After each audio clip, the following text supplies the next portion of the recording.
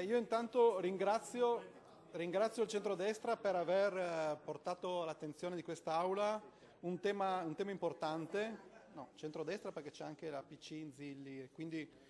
ringrazio il centrodestra per aver portato all'attenzione dell'Aula questo argomento così importante e mi dispiace, devo dire, che non c'è stata la possibilità di discutere in Commissione con calma, facendo i dovuti approfondimenti. Noi abbiamo letto la legge e devo dire abbiamo molte perplessità su alcune disposizioni, come ad esempio agevolare il diritto alla procreazione libera e consapevole. Io ho fatto una breve ricerca e questo diritto alla procreazione libera e consapevole non so esattamente cosa intendono, nel senso che vorrei appunto un chiarimento se intendevano procreazione medicalmente assistita, se intendevano recepire i rilievi fatti dall'Unione Europea rispetto anche all'applicazione in Italia della legge 194 del 78, per cui far sì che una persona procrei solo in maniera consapevole e quindi agevolare l'applicazione di questa legge. Non capiamo, devo dire, il fatto che questi contributi vengono concessi a soggetti privati, cioè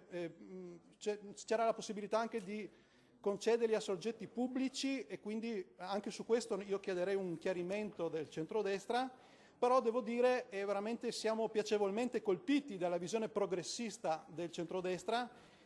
e dobbiamo sottolineare un po' un'ambiguità di atteggiamenti. Pensiamo alle critiche del centrodestra sulla legge di sostegno al reddito, dove si vanno a sostenere anche famiglie immigrate qui residenti e qui come unico criterio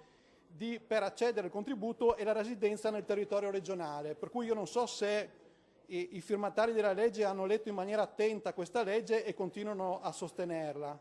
Tra l'altro devo dire che il sostegno alla natalità, qui si parla di famiglie anche di fatto, per cui oltre a sostenere, e quindi questa è una cosa positiva, tutte le persone che hanno bisogno, al pari anche di altri paesi,